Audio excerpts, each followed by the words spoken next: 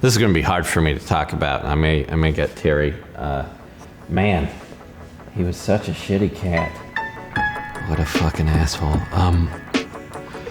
When we got him on Craigslist, we saw an emergency listing. Big, beautiful cat needs home. This woman ended up coming to our house, and she's like, can I leave him here for a few hours? I'll be back, and if you two get along, you know, that'd be great. And then she never came back. This cat was obese. He was like a basketball with legs. His throat was so constricted with having too much neck that instead of like a meow, he'd make this sort of wet nightmare gargle, this rah, rah. We wanted a pet, and what we got was a bloated pillow with emotional problems. When we brought him to the vet for the first time, he actually destroyed the carrier that we brought him in because he just was not happy to be in there. And the vet was like, this cat is morbidly obese. His metabolism has shut down because of the history of abuse. He's a beautiful animal, but I don't think he's gonna live for very long. But that vet ended up dying of heart failure a year later, and we had Walter for 7 more years.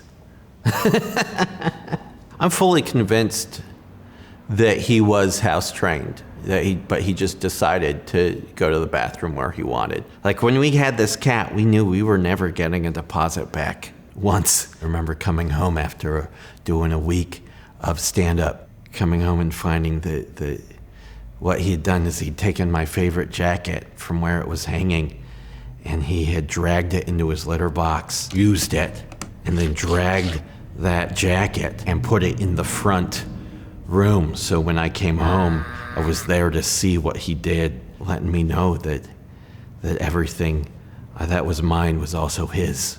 I'm kind of like a furry, angry thing myself, and sometimes I get trauma flashbacks and anxiety attacks. Walter always knew kind of when these would happen. If he was nearby and I would find a cat on my chest, his head would be here on my beard. He would just kind of meow and vibrate and take me out of what was going on.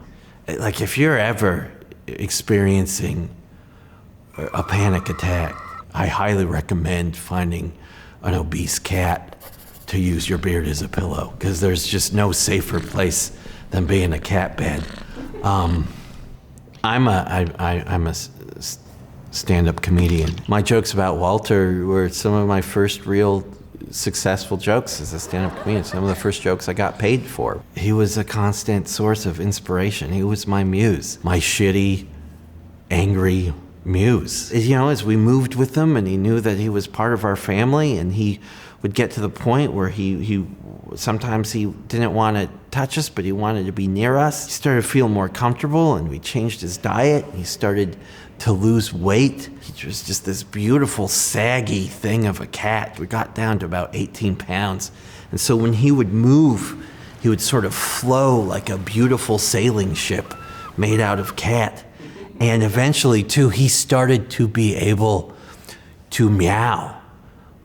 We had never heard it before. And you'd get this sort of golden voice, because this unused voice box would produce this kitten meow, this giant monster cat that had the voice of a child. And eventually,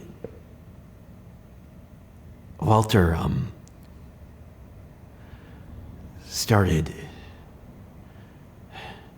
being real nice. He started turning into kind of what you want a cat to be. You know, just this purry, mellow, cuddly thing. One day, the day before my birthday, I woke up. He had lost the use of his back legs, and he'd crawled under the bed, and we realized it was time for us to say goodbye to him. as he got that shot and sitting there just realizing that like this chapter of our life had ended, the most vile fart that I have ever experienced in my life escaped. And I like to think that that was him going to whatever glorious hell that cats rule over. And that was the best way to say goodbye to him, was how he came into our lives. This just stinky, beautiful monster.